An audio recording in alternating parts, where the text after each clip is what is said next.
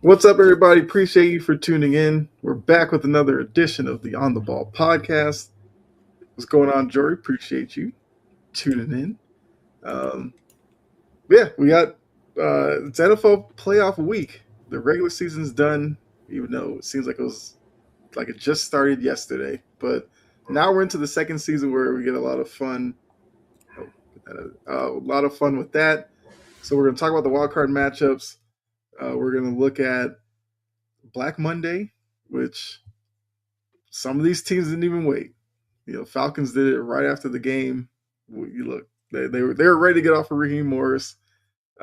Jory and I with Key talked about that on Passion and Precision. Didn't know he was going to make it, but we'll talk about those openings, and then we're going to look at the wild card matchups themselves. Look at the schedule, make some picks, and we're just gonna have some fun with it. So hopefully you all in the chat are ready to go. Got the crew back again once from last week. Upper left, got Ian, still rocking that Giants gear. Some questions about what they're doing with their front office, but at least you got Jackson Dart, I guess. Yeah, that's true. How you doing? Good. How are you doing? I'm good. Can't complain. I mean, hey, my team's back in the playoffs. I'm happy. That's not even a shot at you. That was not my intention, but yeah, I've been there. This time of year, nothing to look forward to. It's rough. Upper right, not guarding the 2, it's guarding the 3. Brett, how you doing? I am doing great. I'm really excited for this weekend when we go to Chicago and beat the Bears. It's going to be terrific. I mean, look, you've been consistent with that. You wanted the Bears. You felt like the third matchup is the Packers to lose. And we're getting it. I'm actually excited for that. So let's go ahead and get started with, I guess, the bad news of the show. We got to talk about these firings because, yeah, teams are getting excited and ready for playoff football, but these teams aren't. So these are the 6 jobs that are open currently. Callahan was let go by the Titans during the season, and Daboll with against Giants during the season. But since then, we got the Browns letting go Stefanski. The Falcons, as I mentioned earlier, couldn't wait to get rid of Morris right after their game. Gannon gone from the Cardinals, and Pete Carroll one and done with the Raiders. And that's just right now. There's some other jobs that are still up in the air, but this graphic, look, it shows you who the QB1 is, because obviously if you're interviewing for the job, that's what you're stepping into. Cap space will let you know how much you can improve upon the roster that is there. And then the first pick coming up in the next draft. I feel like it's a simple question. Looking at the openings, looking at the quarterbacks, looking at the cap space or lack thereof, if you're a Browns and Falcons fan, which job is the most enticing to you, and which job are you staying away from? Who start with you, Ian? Not to be biased or anything, I think the most appealing job to me would be the head coach of the New York Giants. They've got a complete defense. They've got a young QB in Jackson Dart who showed he can be flashy. He can get the job done. He can lead that offense down the field even without a wide receiver 1. I mean, we got to see him with a quarter of play in a quarter with leak, and that's all we got to see. So having the number 5 pick, they can solidify that line. They can either trade back, take a wide receiver. They have plenty of options at 5. They do have $11 million in cap space, which really isn't all that much, but they can restructure some deals with some of their guys that are eating up a bunch of space, like Brian Burns, Dexter Lawrence. They can switch around some money so that way you can have more, maybe get another veteran in on the O-line or even on defense, like in the secondary, because they always need secondary help. The team I'm staying away from, though, I would not touch the Raiders with a 10-foot pole right now. They have, in my opinion, they have one of the worst offensive lines And they just don't seem to have a lot of pieces. They got rid of their number one receiver this year in Jacoby Myers. Ashton Genty's been real slow to start out. He's been going really slow to get going. He started to find a little bit of a groove, but they're just not winning games right now. And it's not just because of the offense. The defense is bad. You've got so many holes. They do have $1 million in cap space, which is enticing, but you got to make the right moves. And if you don't make the right moves, you're stuck. And I think that's why, because they don't have a whole heck of a lot to build around right now. So can't really go out and spend too much money. You're going to need to find role players that you can get for cheap in free agency and then kind of build around that. But they just got too much work. Okay. I mean, look, that's definitely fair. Hey, what's up, Saijin? Okay, so 3-D, I feel like Nagy is rumored everywhere. Like, either he's just this good and, you know, teams are just banging down his door, or he must have some really great representation that's just throwing his name out there. I mean, McDaniel is a guy to watch. Whether or not he keeps his job, probably does, but, you know, some of these owners will be fine with the coach one day, and they'll wake up the next day and decide to move off of them. When the Raiders' money move up after trading away Crosby, that's also something to watch. If you take that job, Crosby was not happy with the team at the end of the season, and he would be somebody that, you know, a prospective coach would love to have on the team for that defense. But all right, so you have the Giants as the most appealing, and the Raiders as the one you wouldn't touch. Brett, how do you feel? So you know what's tough about this one? Because, like, stop me if you heard this one before, but, like, the Browns seem enticing if they can find a real quarterback. Like, True. they arguably have the best defense on the list. If they can get a real quarterback with some weapons, I think they're there. But that being said, I still don't trust Cleveland to actually pull that off. Mm-hmm. So I think the most intriguing one. Oh man, I might have to actually. You know what? I'm going to go with the Titans. You get yourself to work with a young quarterback in Cam Ward. I think there's some great pieces on the defensive line that you can work with. You $105 million in cap space. You use that to upgrade the line, some draft picks, put that into the secondary. I genuinely think that the Tennessee Titans are a really intriguing option, and probably the most intriguing one on this list. I think it's either them or the Giants. Like I said, the Cleveland Browns are intriguing if you trust them to find a quarterback and actual weapons for said quarterback to throw to. Mm-hmm. I don't trust them to do that, so I'm going to go to the Tennessee Titans.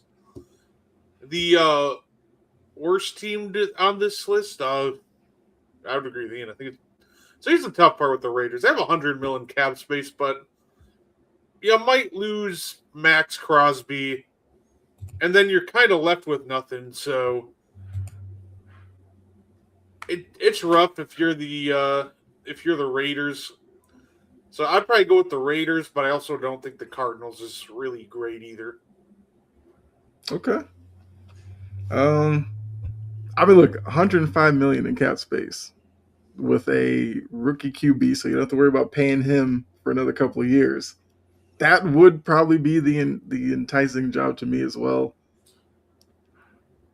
I think the Cardinals one could be the worst because Kyler Murray, which, you know, I guess you could move him if you wanted to, but it just seems like such a waste that they've gone down this road with him. They haven't gotten any better. They actually look better with the backup than him. Plus, if you go to Arizona, you have to deal with the Bidwells, who aren't great owners anyway. And you're in a division that you're like light years behind. Like the Rams are still going to be good. The Seahawks, you feel like, are still going to be good. And the Niners just find ways, despite all the injuries, to be good. And the Cardinals are just that team that gives them wins. Like that's all you're doing. So if you go in there, how long of a rebuild is that in that division? I feel like that's going to be a tough task. So I would agree that the Cardinals probably the toughest job. I mean, it doesn't help, look at the Falcons really quickly. Your first pick is 48th because you gave up that first round pick for Pierce. If he turns out to be a really good pass rusher, then who cares? But that does hurt a little bit. But at least the Falcons did clear house. At least that's, you can look forward to that. But yeah, I would agree. Titans the best, Cards as the worst. All right, let's see. Let me get up to these comments. Kerm, what's up? Titans and Giants too. Amy went back to a basic front office structure. Yes, and yes. Wouldn't want to coach Cleveland, and that's fair. Like, that's crazy because Brett, you said like they have the best defense. Seemingly on offense, all you have to fix is the quarterback, but they haven't been able to do that, and that's the most important position. Now, look, if Shador turns into, I guess, the quarterback that a lot of people think he can be, then yeah, that job looks a little bit better. But you still got Deshaun Watson sitting there tying up your cap, which complicates a lot of things. Raiders are directionless. I mean, we talked about Joe Schoen a little bit before we came on here. He is keeping the GM job in New York. Which, Ian, I guess, look, you are on here. You are a Giants fan. Like, how do you feel about that, them just letting the coach go mid-season and keeping the GM around? I think it was stupid. Joe Schoen really hasn't done a whole heck of a lot in terms of scouting, and a lot of his picks are just horrible. I mean, outside of this year he hit pretty good on Dart from what we've seen. And Marcus Mbow has been pretty decent. Scadaboo was electric. But outside of that, I mean, they got key role players, but they're not getting diamonds in the rough or really hitting on those picks. I mean, they need somebody that's actually going to be a better scout than Joe Schoen and actually find something that fits their system instead of, oh, well, this guy was good in college, so we're just going to draft him, and it doesn't fit our system or what we're trying to do as a team. So hopefully it pans out, which that seems to be the case for what Joe Schoen's been doing. I mean, I think it is always interesting when a team fires a coach and keeps the GM. Like, it can get a little tricky because now you're, hoping the GM can, find another coach that does better than the previous one, where it will just be easy to wipe out both of them, bring in a new GM with maybe a different vision, and then bring a coach that GM would want. I feel like that's probably the easiest way to do it. But look, it's the Giants' decision. We'll obviously see if it works out. Dart is the future QB. Yep. Falcons are stuck with mediocrity. And that's kind of why Morris got let go. 2 straight years, 8-9 record. I feel like the talent on the Falcons is better than 8-9. And just looking at the way that this season played out, they had to win 4 straight at the end to get to 8-9.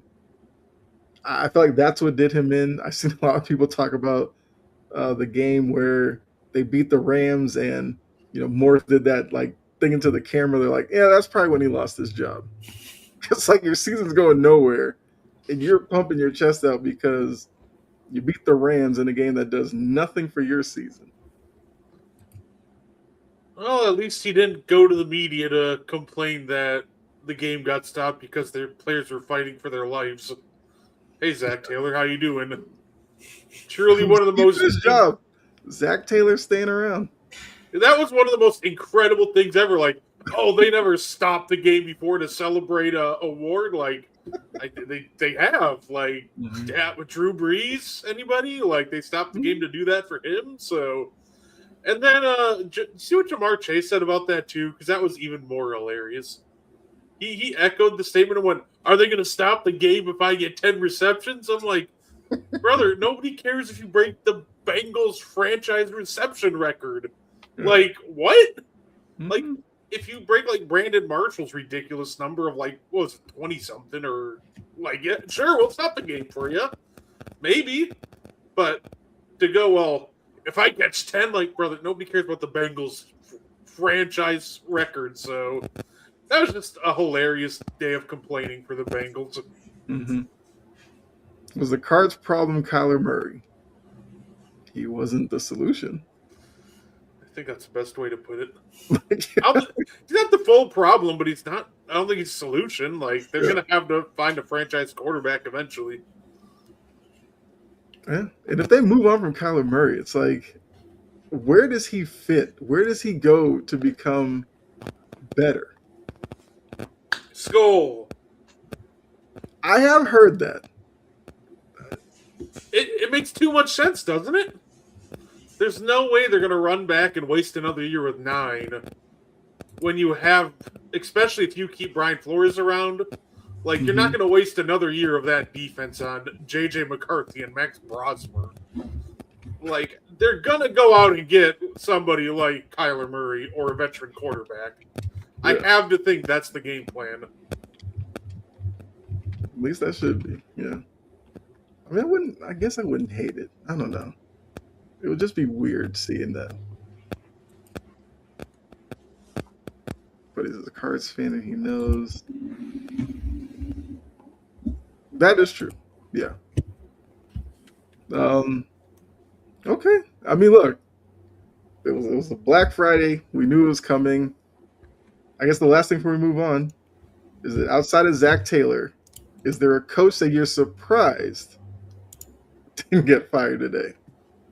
And there's still a couple hours left in the day, but is there somebody you're surprised still has a job right now? Can I just say Zach Taylor again? Well, I was going to say outside of Zach Taylor, because I think we're all surprised Zach Taylor still has a job. Brother should be delivering DoorDash, but he's still somehow the coach of the Bengals. It's incredible. It must be nice. John Harbaugh? I guess it's not really that much of a surprise, but I'm wondering who the fall guy is going to be. I don't think it'll actually be him. I feel like he'll stick around for as long as he wants to. Mm-hmm. But I feel like either Munkin or Carr has got, or sorry, not Carr, Orr Mm-hmm. has got to go. And honestly, it's got to be Orr. He's maybe one of the worst, say, DCs you're going to see in a minute. Everybody had a career day against the Ravens this year, and this is the same team that was a historically great defense last year. They didn't lose that many pieces. They shouldn't have been as bad as they were. So I'm curious to see who is the fall guy in Baltimore. Because we know that's coming. Now, you said the worst DC in the league. Jory has a good nominee there. Al Golden. Like, well, I guess we're keeping Zach Taylor. Why not just bring the band back together? Ian, I mean, is there a guy that you're surprised still has a job today? I'm still surprised that Mike McDaniel still has a job. Okay. Not only does he still have a job, he's going to be part of the GM hiring. Like, excuse me? What? Him and Aikman. Yeah, like, what even is happening there? Like, If you're Jerry, you know that has to be killing you that Aikman is going to help the Dolphins of all teams for some reason. So, Gene? Yeah, I guess Mike McDaniel is a good one. he's going to announce himself as the GM. GM Troy Aikman, let's go. Right. Hey, why not? Sure is better than what they've got going on there. Yeah, the Miami situation is a little interesting. Because it seemed like we're headed towards McDaniel and Tua probably both being out of there one way or another. And now it's like they love McDaniel a lot more than Tua. Tua's come out today and was like, it'd be cool for a little fresh start. Well, that's Tua basically telling you he's done with Miami. Like, yeah, I don't know. Like, what is appealing about the Miami job? Stephen Ross, not a great owner. They're really not in a position to probably compete in that division in the next couple of years. What would make Miami appealing?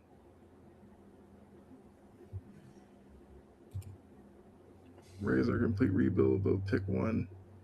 Okay. Say they're going to get. I'm guessing they're going to go Mendoza at one. You'd think, and they'll have their quarterback of the future, and they can cut Geno next year. So, for I think the dead cap zero at next year. So Mm-hmm. it's there. I can see it. I can definitely see it. All right. I'm surprised when I said Aaron Glenn with the Jets Yeah. because a lot of people thought he was probably going to be a one and done guy, but it seems like he might stick around. So I thought about it, and I'm like, it is surprising that he's still with the Jets. And then I realized the Jets never act logical ever. Absolutely. So then it all of a sudden became unsurprising. Be like, oh, never mind. I'm actually shocked they didn't give him an extension. Look, I guess you look at it as the quarterback position was never, in a good state. Like Fields had a good preseason. It didn't translate in the regular season.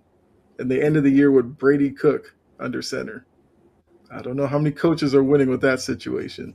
But now you're asking a franchise that can't pick quarterbacks to go find one that doesn't turn into Sam Darnold or one of these who play better once they leave. That's the crazy part. And if you're Mendoza, Mendoza, I guess, would go probably to Vegas, but there's people talking about Dante Moore going to the Jets. Good luck. I'd probably stay in school if that was the case. Say, they can't pick quarterbacks. They can't pick off passes. Like, truly an incredible job. The fact that he's a defensive quote unquote genius, like that's what he got hired for, and then proceeded to have a year where became the first franchise ever to have no interceptions the entire year. Truly the most incredible thing I think I may have ever seen. Yeah, that is crazy. Not one pick. Like a deflection or nothing in 17 games. Crazy. Yeah, I don't know. So Gene's thrown out there. Flores to Atlanta would be the right move. I know. Steven, what's going on? Ian, what do you feel about Stefanski to your Giants? I don't know how I feel about it, but I think my concern would only be just because of how he coached the Browns. I mean, when Baker was there, Baker was good, and when they let him walk, he like kind of bounced around the league and now found his stride again with the Bucs, and they wasted Baker. And that's all I could say, and that they've only struggled since they let Baker go, and I just don't like his coaching style. One of my favorite candidates that I think that the Giants should really look at is Halfley from the Packers. Leave Halfley alone.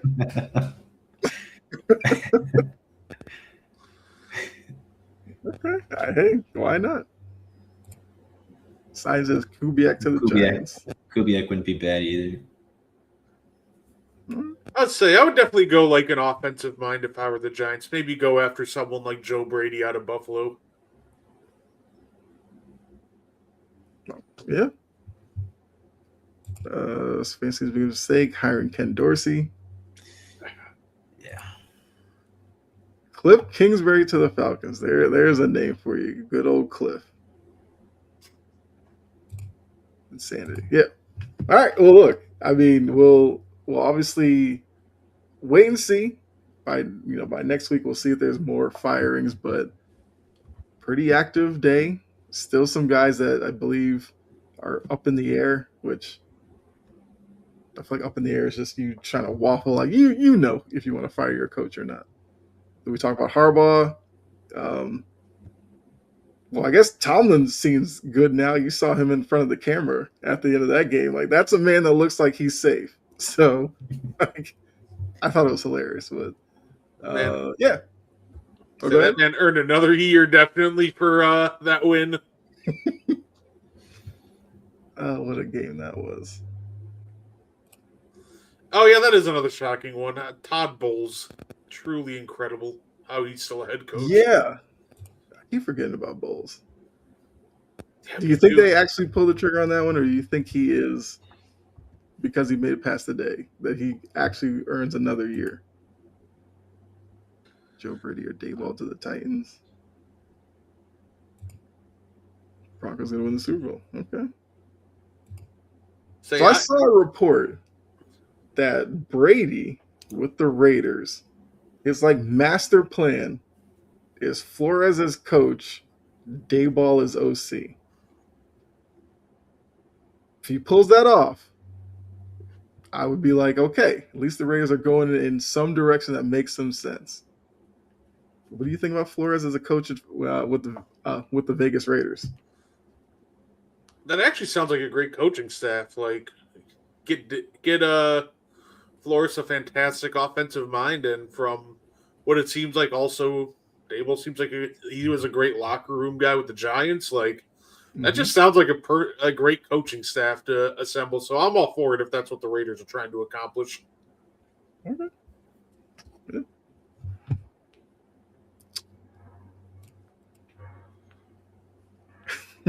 Pulls that off, the Raiders are his new favorite team behind Jacksonville. I would look. It would. I feel like a lot of fans would definitely be okay with that. I wouldn't hate it.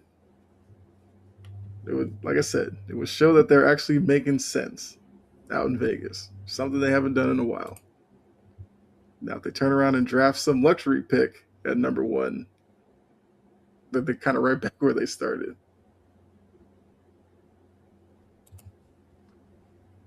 Put it in on your face. All right, Sergio. All right, so look, we dealt with the teams that aren't in the playoffs. They have their own work to do. Let's look at the teams that are preparing for games this weekend.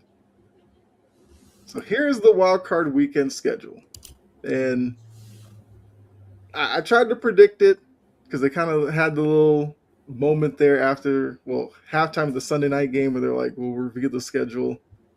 This is not exactly what I thought, but it was pretty close. So Saturday it gets kicked off 4:30. Rams Panthers. Okay, that's the game with like the biggest spread and everything. Whatever. Saturday night, Brett, your Packers face the Bears. So 8 p.m. The third matchup, rubber match, should be a lot of fun. Sunday you get a triple header with the Bills and Jags at 1, Niners Eagles at 4:30, Chargers Pats at 8, and then Monday night standalone Texans. Well, we now know it's the Steelers. I guess sorry Ravens, they kept your hopes up there. They didn't update it, but the Steelers. The only thing I would have changed about the schedule, flip the Monday night and the middle game on Sunday. That would probably be the only thing I would have done, but either way, I feel like it's okay. Look at the matchups. Which game are you most anticipating? And which one is just going to be background noise for you? Oh, man, Anthony, you're going to get yourself banned from the chat. We got a Patriots fan in here. Kidding. Anthony, it's all good. It's all good. Say, you're entitled to your opinion. he's writing your name down. He knows who to call out first next week. Yes, I do. I'm gonna pick a non-homer pick because obviously I'm excited to watch the Packers, but I think the game I'm most intrigued about is that Sunday night game, Chargers Patriots. I think that's going to be a very intriguing, close game. I also think the Steelers and not the Steelers, Jags and Bills is a fun one. But I think if I'd say what game I'm kind of the most intrigued by it would be between those two outside of the Packers, and I'm probably going to go Bills Jaguars. I want to see if T-Law can do it. Can he do it now when the lights are bright? So I'm very intrigued. What game is white noise? You know what? Probably Rams Panthers. Okay. Stereo Man says Panthers are going to beat the Rams twice this season. I don't think so. I think it could happen. But at the same time, I think the Rams are going to remember what happened the last time, and they're going to come in pissed off and just kind of run right through Carolina. especially since that win, the Panthers are just kind of falling backwards into the playoffs. They are reeling. So I think that it's going to be a very boring start to wild card weekend because I think the Rams are just going to smash the Panthers. Let's see here. Hey, D-Dog, hey, rep your team. They pulled off a big win. Say, hope the Steelers, Packers, or Chargers go all the way this year. Steelers, Packers, or Chargers. Okay. What do we think about the Birds? I'll open that up to you guys. Eagles, Niners. Eagles have had a season that up and down, frustrating for a lot of Eagles fans. I mean, Gene's in the chat. We've heard Gene every week. Frustration with the offense. Defense has been really good. Niners, it seems like they're kind of hitting their stride with Purdy back now. I guess, how do you view that game? Who has the advantage in that one?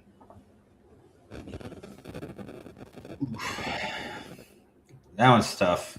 I got to go with my gut, not because I don't like the team because they're a rival, but I got to go with the 49ers getting this one.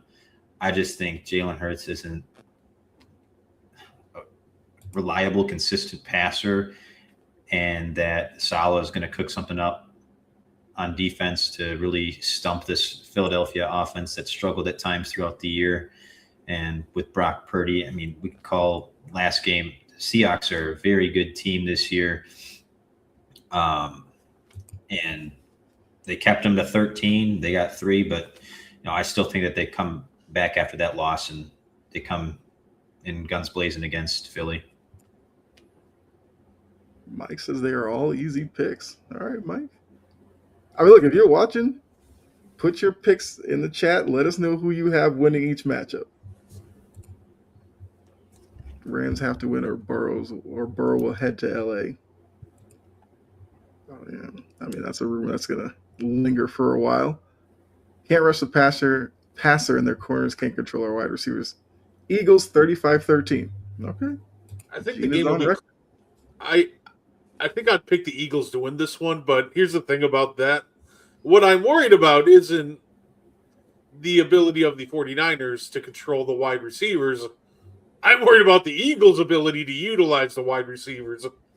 They've been highly up and down, inconsistent, like Ian pointed out, and a lot of that can be pointed out to the predictability of the offense, especially from Kevin Patola this year. He's been terrible calling plays. I think the Eagles win. I think they could win maybe by double. Maybe it's like a 10-point game. Mm-hmm. But it's one of those things with Philly. I have to see it to believe it. But it's not because I don't think they have the talent. It is because I genuinely don't trust their offensive coordinator to call the right plays at the right time. And while I think they still managed to pull it out, I think it makes the game a lot closer than it should be.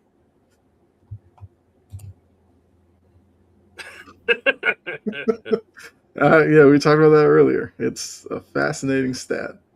All right, so Mike, who said easy picks: Rams, Bears, Bills, Niners, Pats, Steelers. D-Dog, Rams, Bears, Bills, 49ers, Pats, Steelers. So, okay, you guys have the same exact picks. All right. We'll pick the rest of them, I guess, in a little bit, because I do want to get Ian the matchup you're looking for and the one that's just background noise for you. I'd say that the one I'm most excited for is the Chargers-Patriots game. Just two great defenses, two good quarterbacks going against each other. I feel like Justin Herbert's going to be a little slow to start, but once he gets going, this could actually be a pretty good matchup. Okay. And then the background noise for me, I don't know, it's a tough one for me because I'd probably have to agree with Brett. The Rams aren't going to take too kindly of how the Panthers beat them last time, and they're going to cook them this time. I'm feeling that one's going to be a big blowout, so I'd probably say that one. Okay. Had some more picks coming in. like I said, keep dropping your winners in the chat. Um, and look, I would probably agree. The matchup that looks like the most of a mismatch would be Rams Panthers, and then watch. That's probably going to be some crazy close game that comes down to the wire.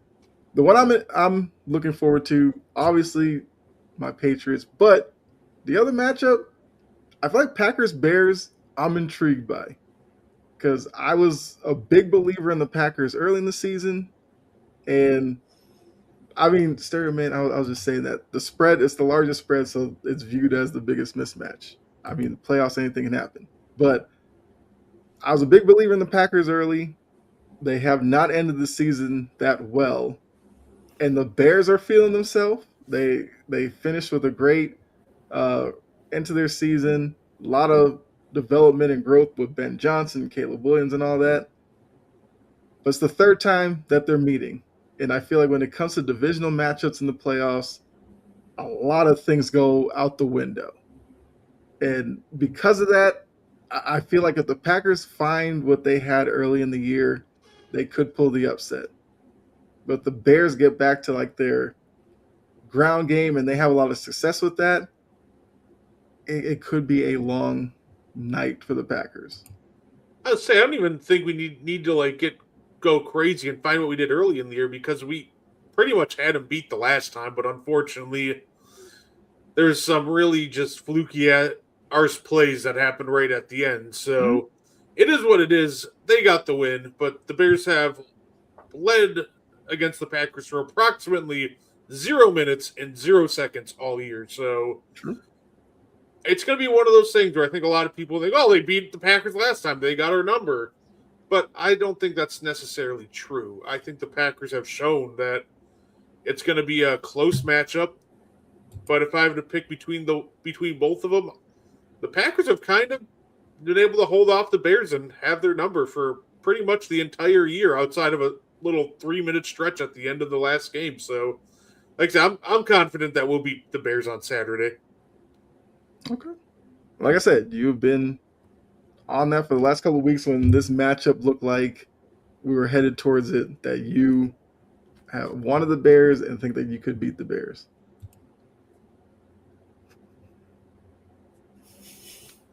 Okay. What's up, Jedediah? All right. So let's go ahead. Let's pick these games real quickly here. So, What do you Rams mean the Panthers. Sorry, what do you mean the Packers' first win was fluky? It was a good back and forth game. Y'all had your chance, and guess what? You threw a pick in the back of the end zone. Really wasn't anything fluky about that. You just straight up lost. Mm-hmm. Look, I'll acknowledge, like I said, y'all won. Bears took the second matchup, but like I said, I'm not really concerned about them having our number or anything. Mm-hmm. That's fair. Like I said, I'm always intrigued by divisional matchups on Wild Card Weekend. Look, Jedediah, I get it. You're a Bears fan. Rep for your team. I get it. No, fair. No, rep your team. But there's a difference between throwing a game-losing pick and getting like an 8% chance onside kick and a botched snap on a 4th and 1 in overtime. Like, big difference. Execution was lacking by Green Bay, and y'all won. So, anyway, we'll see who wins. May the better team win on Saturday. So, Jedi, look, after the game, you got to be in here next Monday. And that's if the Bears lose, too. I don't want you ghosted us because the Bears lost, but if they won, you're the first one in here. Like, you got to be in here next week. All right, so first game, Rams-Panthers. Who you have, Ian? I got the Rams. Brett? Rams. I'm going with the Rams. Sorry, Stereo Man. I'm going with the Rams. But, Stereo Man, if you've been watching, I've been pulling for the Panthers all season. But I don't know if it's a good matchup for them. All right, so the Rams on that one. All right, Saturday night, Packers-Bears. Who you got, Ian? Packers. Okay. Well, Brett, I'm pretty sure you're taking the Packers. Oh, yeah. And I'm going to go Packers, too. Like I said, I've been with Green Bay all season. I'm going to give them this one. Dylan's got Bears 27-24. Gene's got Rams 27, Panthers 20, and then Packers 16, Bears 10. I could see a game like that. All right, so we all got Green Bay. Sunday, Bills Jags, which I do think is an interesting matchup. Not gonna lie, I'm kind of there with you, Brett. I want to see what the Jags look like in the postseason. But Ian, who you got? I have the Jags taking this one. Okay, Brett. Ooh, it's going to be a tough one, but I'm going to stick with Buffalo. It'll be a fun back and forth one, but yeah, I think the Bills take this one home. I got the Bills too. Yeah, it said that Adams will probably be back unless there's a random late setback. Right. And hamstrings, you always got to be careful with. So I'm sure a lot of probably missing like last game was probably precautionary. All right, middle game on Sunday, Niners Eagles. Ian, where are you going? Niners. Brett. I'll go Eagles. I've been torn between this one. I'll go Eagles in a close one. All right. Sunday night, Chargers, Patriots. Where are you going? Patriots. All right. Brett. You know, like I said, I would love for the Chargers to move on, but I think it's going to be the Patriots. All right. I'm taking the Chargers. No, I'm not. I'm taking New England. I think it's going to be a fun game, though, because I do want to see Herbert and what the Harbaugh Vrabel matchup, but I'll take New England that one. Monday night, Texans, Steelers. Where are you going, Ian? I'm going to go Texans. Brett? You know what? I'm going to pull for my guy. He's going to come through. Old man Rodgers figures it out, and the Steelers knock off the Texans. Okay. Fortune favors the bold, or I just look like an idiot next Monday. Time will tell. I'm taking Houston. I think that defense is going to be relentless. Although, look, he does get DK Metcalf back. We'll see if that changes anything, but I'll take Houston in that defense. Let's see. So Gene had Pats 27-26. Like either I'm rooting for the Niners. And then he has 18-12 Texans. Okay. All right, so looked at the matchups, but we already know quick passes. I mean, that's going to have to be part of the game plan, obviously. Will Anderson Jr. Yeah. We looked at the matchups, but we all know the postseason comes down to the quarterback play. So I got a tier list ready for us. Let me get that here really quickly. And pull this one up. All right. So get this to share. All right. Let's see if I can make this. Playoff tier? Oh, I like it. There we go. So we got the playoff quarterbacks. We're going to rank them because, like I said, this is where a lot of these games are going to come down to these guys and how well they play. I just kept it simple. S tier is obviously the best of the crop, all the way down to the D tier, which the quarterbacks that we just don't feel like will have a good day. We'll start left to right. We'll go through these. Obviously, in the chat, let us know where you place them as well. First off, Sam Darnold.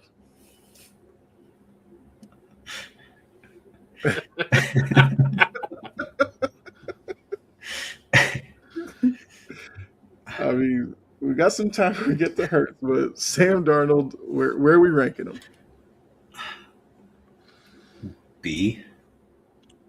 Okay. You okay with that, Brett? Or you got another spot? No, I think that's fair. He's Sam Darnold. If you ask me, like middle of the season, I'd say like he's like A tier, but he's really struggled this back half of the season. So I think B's the good tier for him.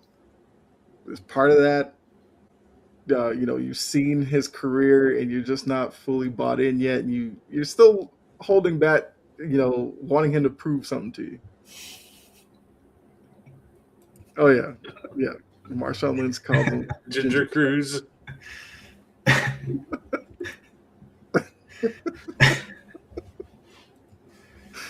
Look, I guess once we get there, Gene's gonna be listening in on you. Drake May.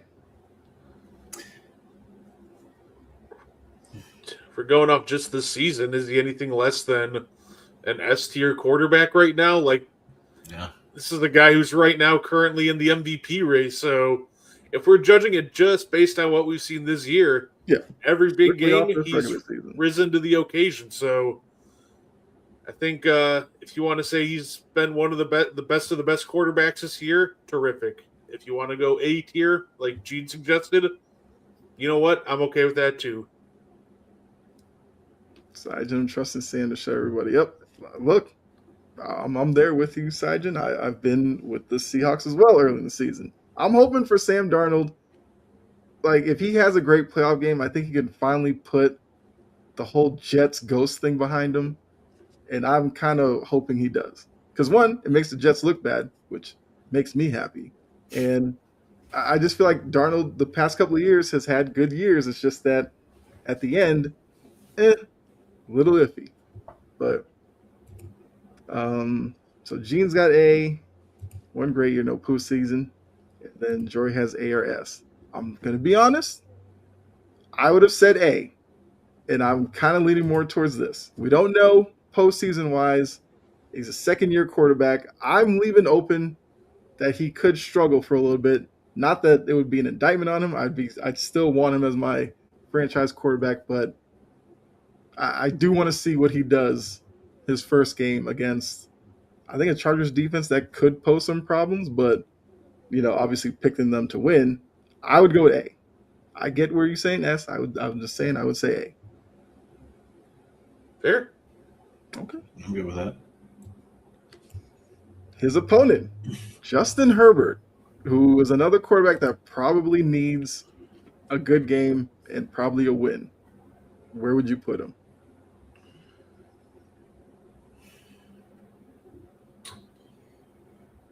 Because I guess the baseline we have right now, Darnold is a B, May is an A.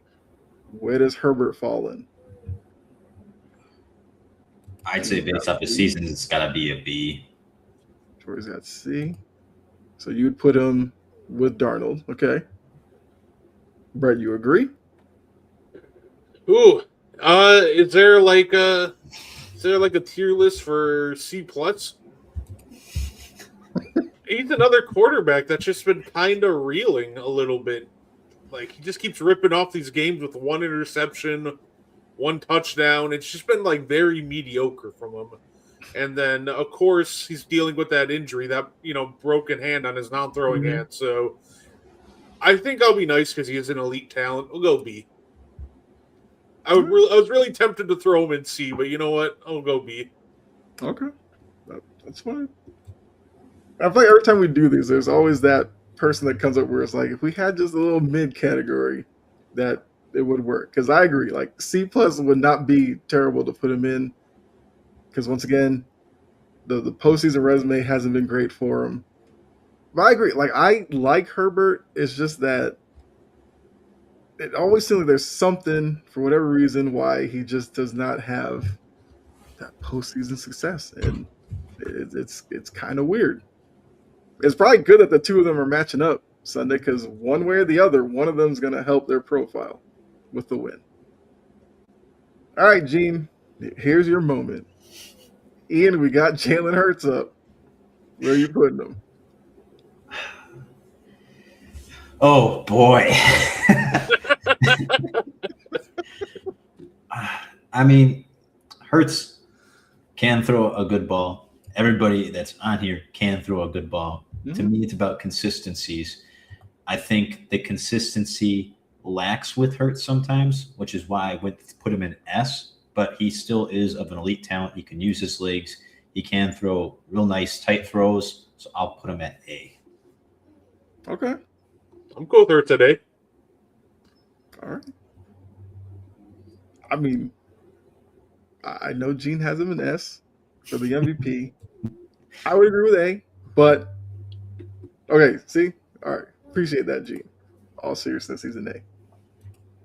I mean, look, all the conversations from the offseason were all crazy. It's the guy wins. So if he keeps up with that reputation, this is the time where we should see the best version of Hurts. Now the wins mean a lot more, and we'll see. We'll see if he can flip that switch with that offense. More of a Tomlin fan. Okay.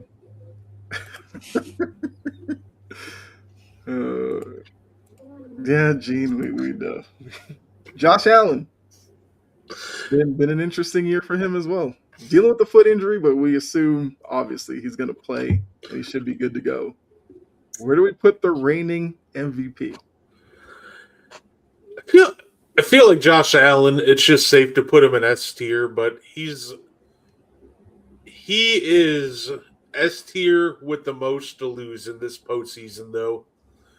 Because at the end of the day, there's no, Mahomes standing in your way. There's no Burrow. There's no Lamar. Mm-hmm. Like, this should be your year, right?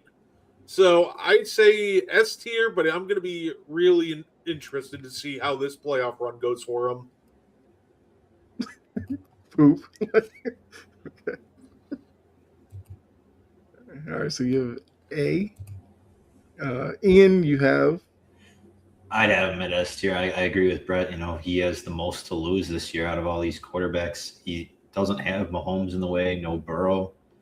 This should be the year he goes to the Super Bowl, but what time will tell if that's true and if he can actually get it done. So a lot of eyes will be on him during this postseason. All right, so S and A.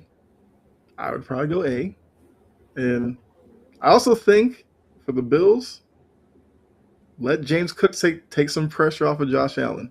I think James Cook has been great this year. I still think Allen, I agree, Allen has the most pressure on him. I think out of the AFC quarterbacks, you would probably be the least surprised if Allen got the Bills to the Super Bowl because he does have that ability. Now, he does have that other side where he can get a little careless and everything. But, Brett, you said S? Yeah, I said S. Oh, okay. Well, I'll rule then. I'm not look. I don't hate the Bills. I hate the Jets. The Bills, I'm fine with the Bills. I think he goes to the conference championship at least. That's probably where he has to get to. Like if he lost in the AFC Championship game, I think people would be like, okay, it's fine, depending on like who he loses to. If he loses before then, I think there's going to be some conversations about him and whether or not he can win the big one. Because like Brett said, Mahomes isn't his way this year. Lamar's not there. There's no Burrow. It's an AFC of a lot of unproven quarterbacks. I appreciate that, Gene. That's what we like. We like people having fun in the chat. Bills fall, Ravens fall. Where do we go from here, QB wise? We might have a little bit of a changing of the guard if that happens. Aaron Rodgers looked like a monster last night. 63 years old. Yeah. I will say with Rodgers, he's not next or anything, but when he had that first rollout and he had nothing but green grass in front of him and he like stepped back, I was like, oh no, this is going to be one of those games. And then later on, he scrambles for like 20 yards and I was like, oh, okay. He's needing to get warmed up, I guess. So the first part of that game, one of the first plays I saw from that game because I was at work, so I was like in and out of it. Mm-hmm.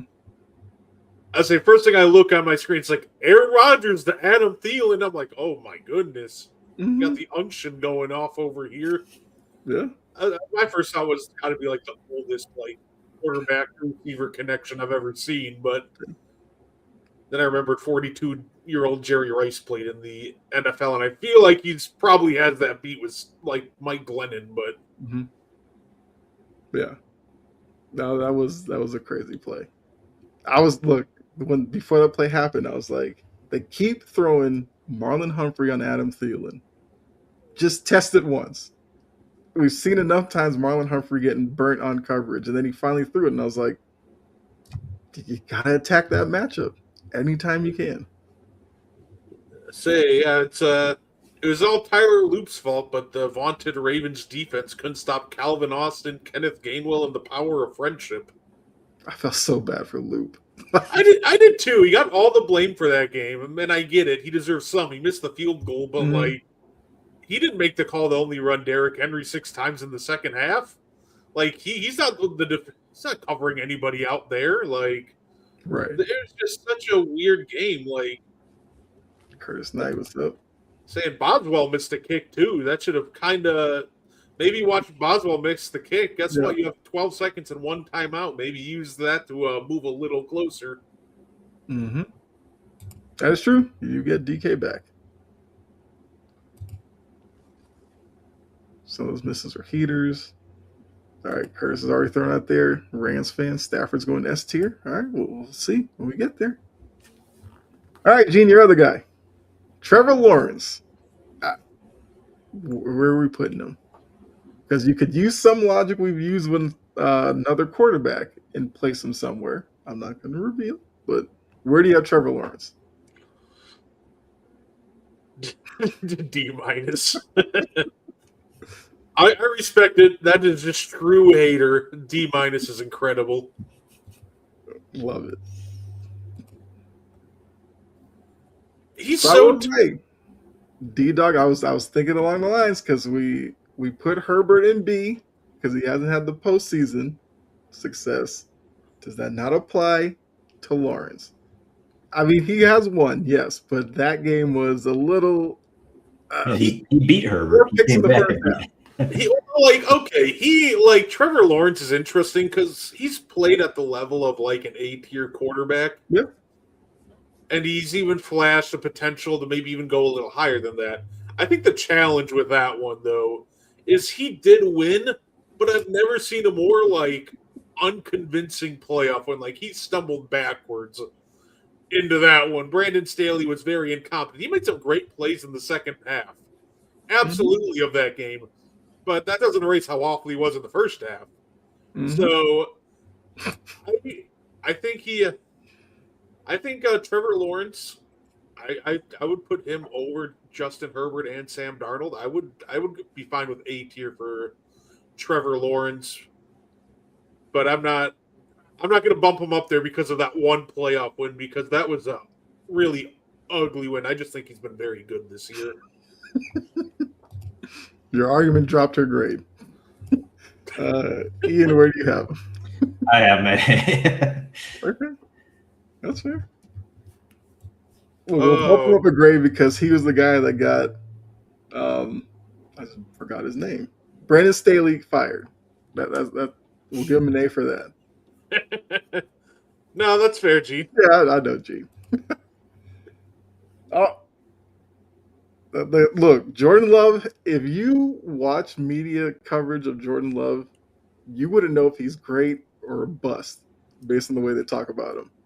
So now we're going to have, I guess, the final word on it. Where do we put Jordan Love? We'll start with Ian. We'll let Brett go second.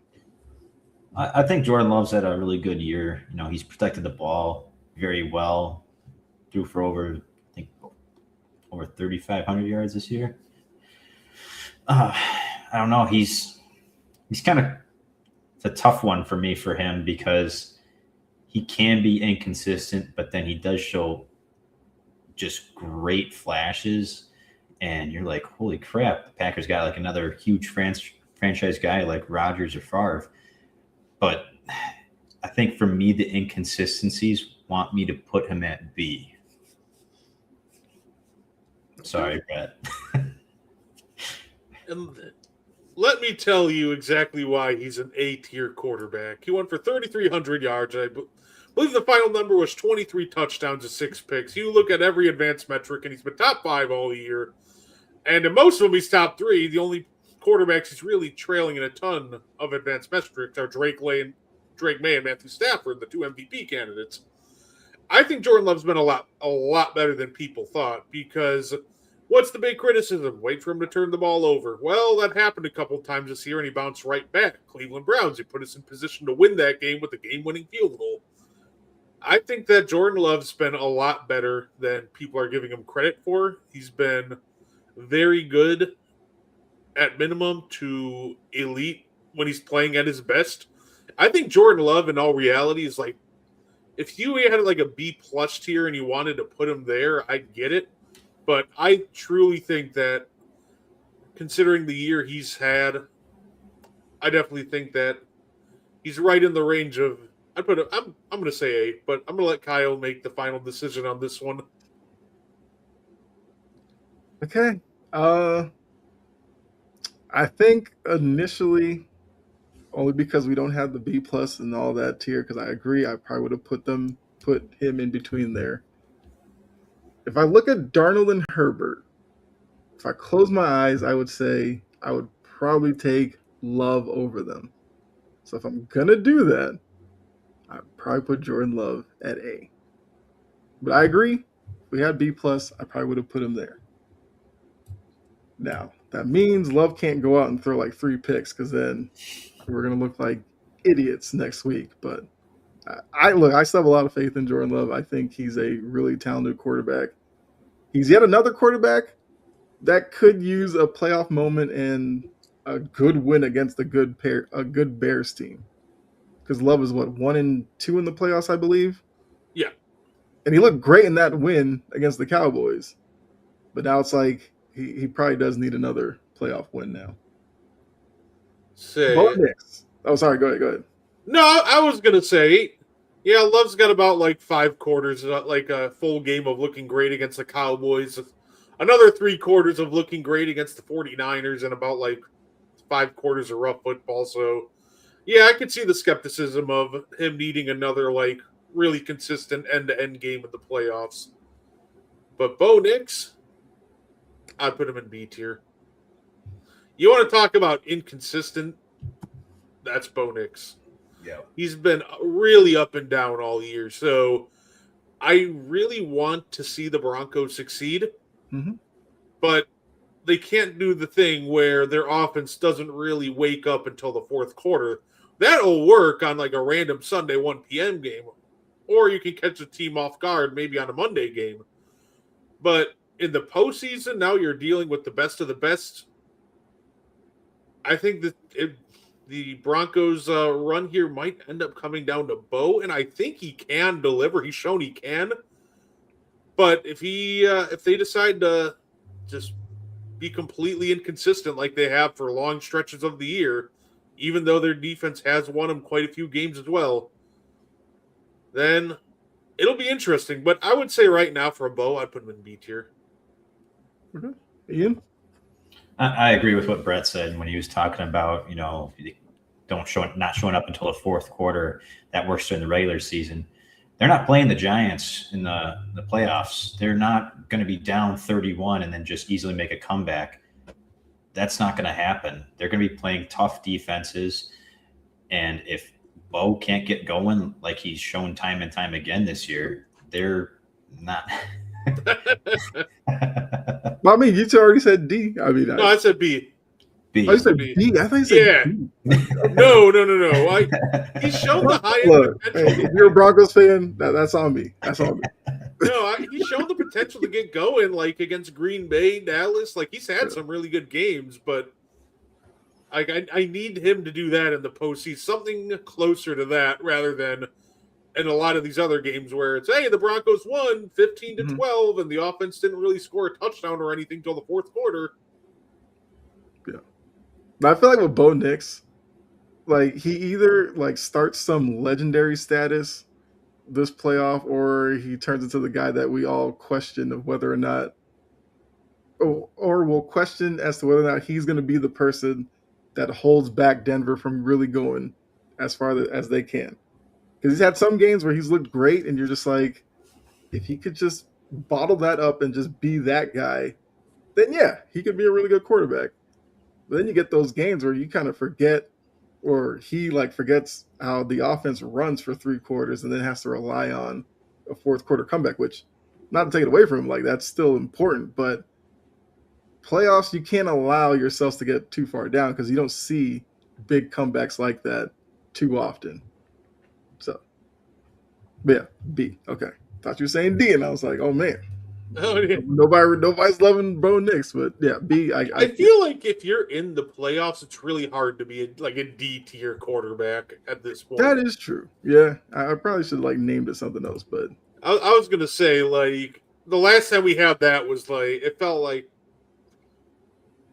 And like I know it happened a couple times in the mid 2010s when we had like Brock Osweiler, Connor Cook, 2015 Peyton Manning was easily a D tier quarterback at that point in his career. But yeah, not gonna lie, I'll say I don't think there's any true like D tier quarterbacks on this list. But actually, there might be one actually, but we'll see. well, Brock Purdy, Hey, Mr. Brock Purdy. Irrelevant, the Mr. Irrelevant. Where are you putting him?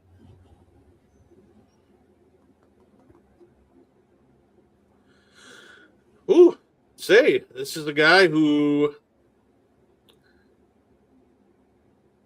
I think he's been very good for them. He's actually anchored some deep playoff runs. I think the worst you can do with Brock Purdy is put him in B tier. But if somebody wants to make the argument that he's an A tier quarterback that tends to get going when the lights are the brightest, I'll listen. All right, so Ian, are you gonna go with B, or are you one of those who thinks he's an A tier quarterback? I'll go with B. I'm not going to say A. Like, he's a very consistent quarterback, and he does have playoff success. He does have a lot of that, but I don't know if I want to pair him up with May, Hurts, Lawrence, and Love. All right, D-Dog says A or B. Jory, he's been to 2 Super Bowls, S/A. He's another guy where if there's like a B plus tier, like that's where I'd put him. Mm-hmm. Yeah, I mean, look, Purdy seems like he's kind of hitting his stride towards the end of the season. I think I think he has the makeup for the playoffs, and I think that's kind of why that Eagles-Niners game could be interesting, is because look, Purdy's dealt with a lot this season, whether it's his own injuries or just the fact that there's no Deebo Samuel anymore. Ayuk has been banished to Siberia for whatever reason. And I mean, they moved off of him, but like he had a really weird year. But it's just like now with no Trent Williams, supposedly, we'll see if he can make it back. But that would be a big loss for him. Kittle's banged up, and McCaffrey is his most reliable weapon. But he's making it happen with like Jawan Jennings, who I think leads the team in receiving touchdowns. Like, I do think that Purdy does have that it kind of thing with him when it comes to the playoffs. But I'm not mad at B. Maybe as Rory said, you'd probably do like the A minus B plus mid tier for him. But like I said, if you want to put Brock Purdy in A tier, I'd back that up. He's just in. I think he fluctuates between like one or the other. Right. Just like we've seen him to have a 3 interception game, like that 1 touchdown, 3 interception game that was brutal. But then he followed it up with like a 5 touchdown and then a 3 touchdown game. So, like I said, I'm starting to think that he's probably just A tier. Okay, that's fine. I mean, look, if you get the 5 touchdown Brock Purdy, like Niners would be a dangerous out. Because he showed it with his legs and with his arm as well. Like he was a complete quarterback the game. But let's keep going. Aaron Rodgers, 41-year-old, coming off of the big comeback win over the Ravens. He's had an interesting year. I mean, they put up stats before that game, averaging like 200 yards a game this year, which isn't impressive. But led them to 10 wins. Where are we putting Aaron Rodgers? He's been consistently like good this year too, really good. Mm-hmm. He hasn't had a lot of bad games. You're talking about a guy 3,300 yards, 24-7 in touchdown to interception ratio. I think with Aaron Rodgers, if you want to say that that's still a down year for him. He's clearly on the decline, and you want to put him in B tier, I would listen.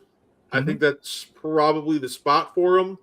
But if you want to argue that obviously there's nobody in this playoffs with more playoff success than Aaron Rodgers, I would also listen to that if you want to try to smuggle him in A tier. But I think 42-year-old Aaron Rodgers, I think he's lost a step. I'd probably put him B tier.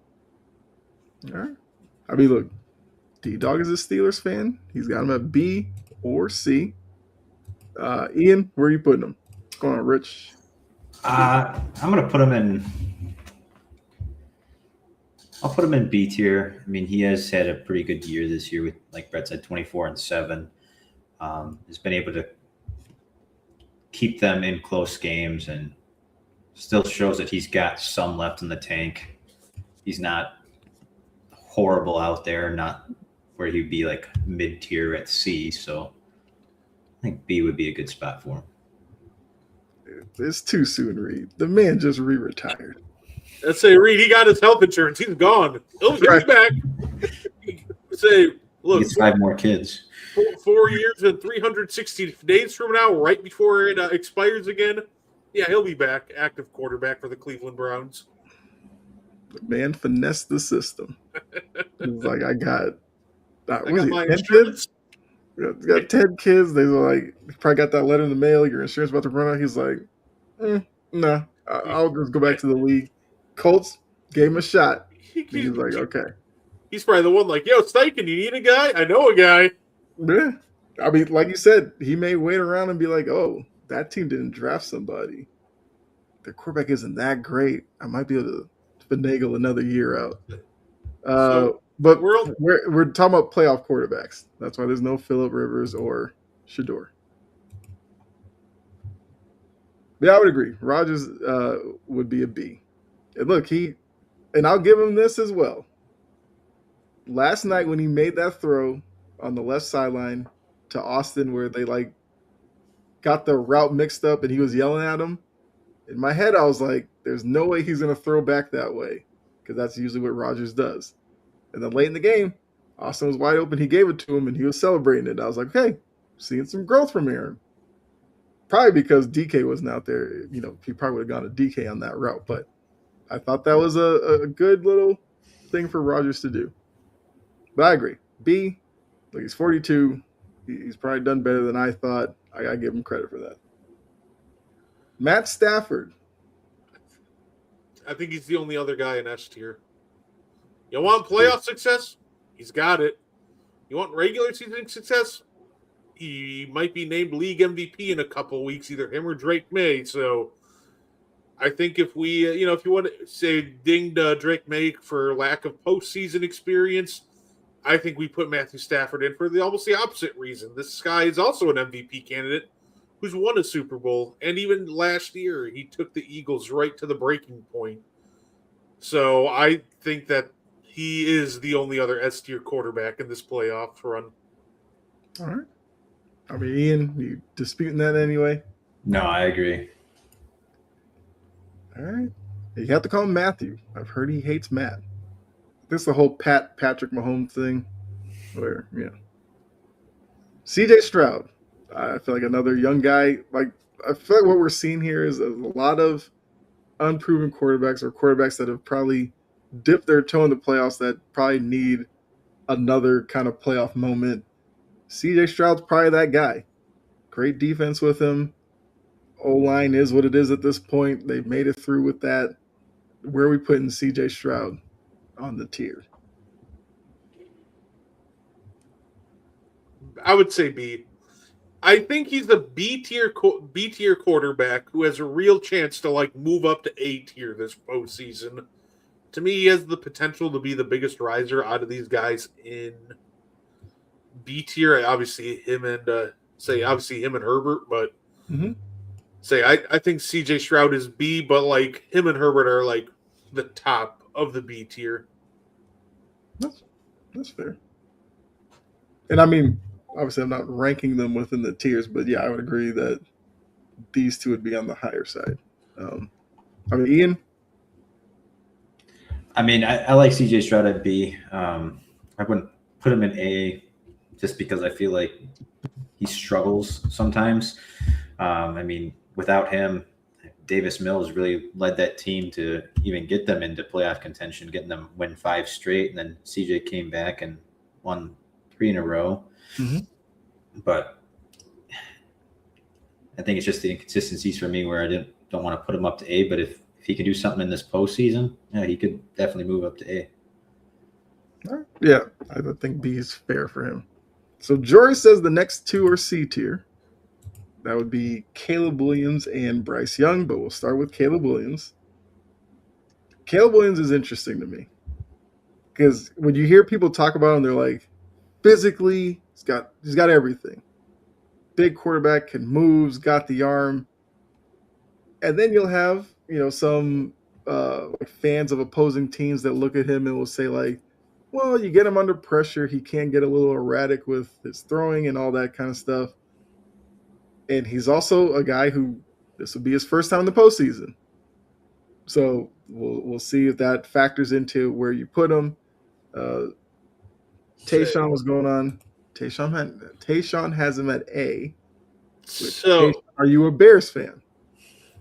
I'm going to The A say is crazy, but I just want to know if you're a Bears fan.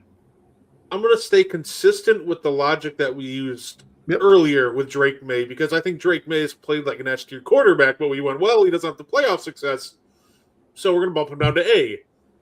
I actually agree with Tayshawn. I think Caleb Williams has easily played at the level of an A-tier quarterback. He's literally like 50 yards away from being the first Bears quarterback for 4K passing yards, 27 touchdown to interception ratio. That being said, I think that if we're going to ding Drake May from S tier for no postseason experience, I'm going to ding Caleb Williams down to B tier for lack of postseason experience. I think he's going to prove himself to be an A tier quarterback very quickly. I like Caleb Williams. I think he's a very good quarterback. But if we're going to use that on Drake May, I think it's only fair to start Caleb at B tier and let him work his way up. Okay. Ian, what do you think? Yeah, I agree with Brett. Not really a big Caleb Williams fan myself, but he did come out this year and ball out. I mean, the team went from having 5 wins last year to having 11 wins this year. He really helped. He really developed as a QB this year. Made some pretty great throws, even under duress on the run, in tight coverage.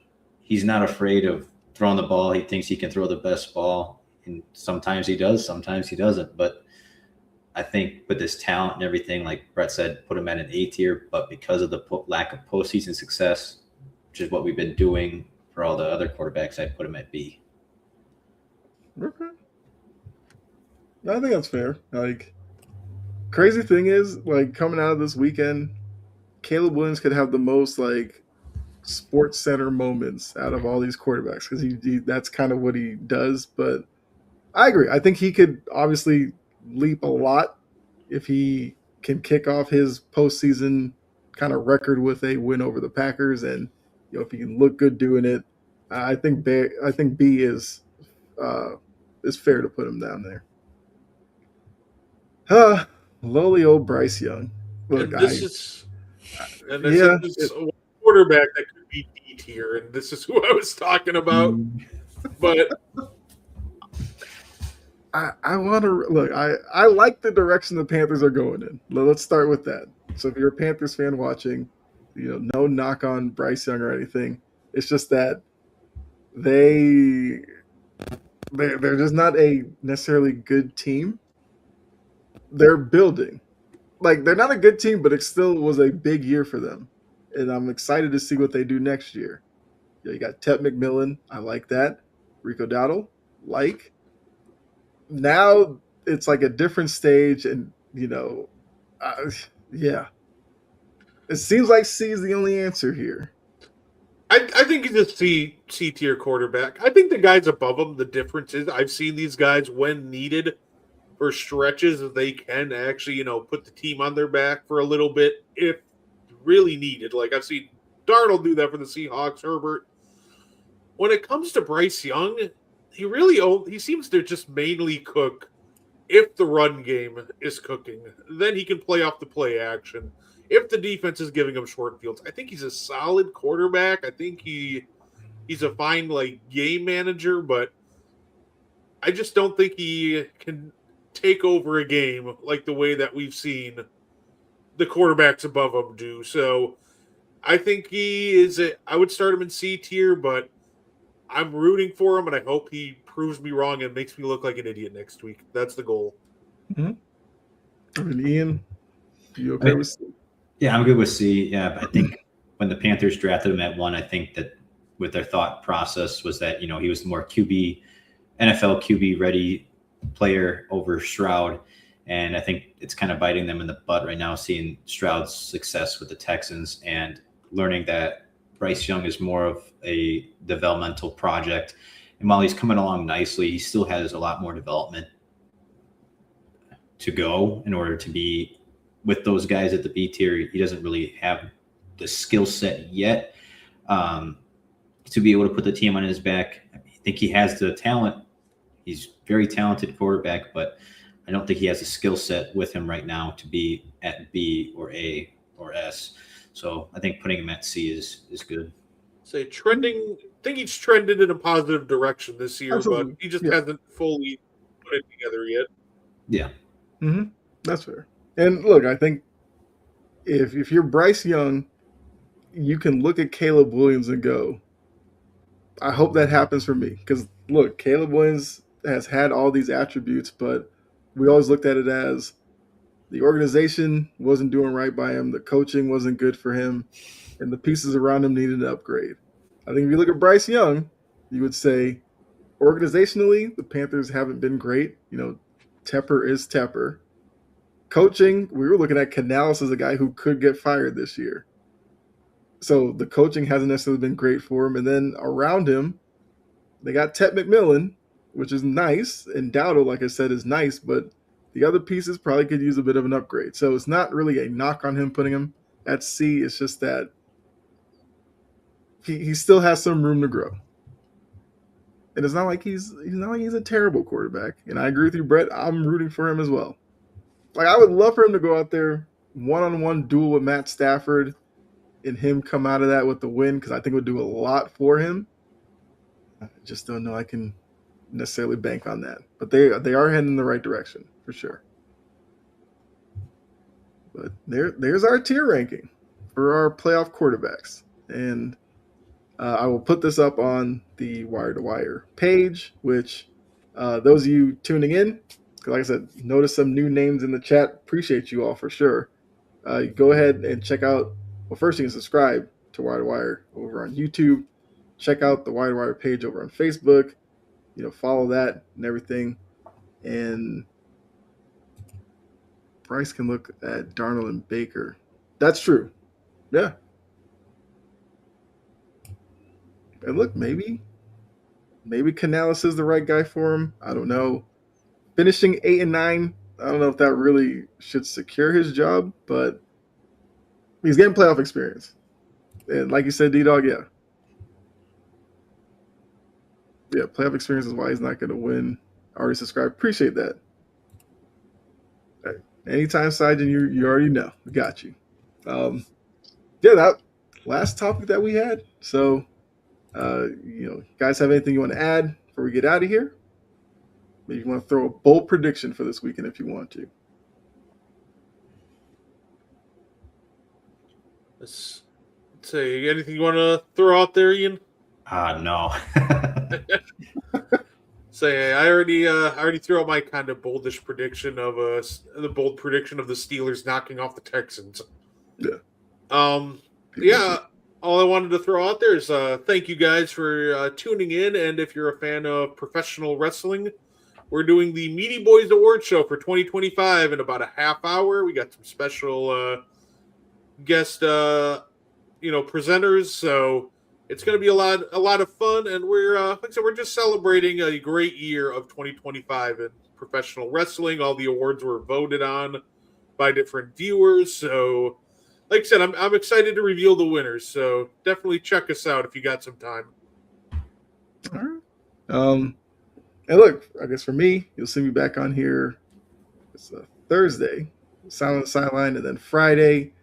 Passion and Precision with Jory and Key. But yeah, that's another show in the books. Once again, like the new crew, I'm loving it. Ian, once again, appreciate you. Brett, appreciate you as well. Make sure you do come back in a half hour for Meaty Boys if you're a wrestling fan. Even if you're not, if you just want to maybe get into wrestling or something, check them out. Check out the award show. It would be a lot of fun. But for us, we're done. We'll see you next week. Enjoy the games, and we'll be back here to talk about them next week. All right, bye.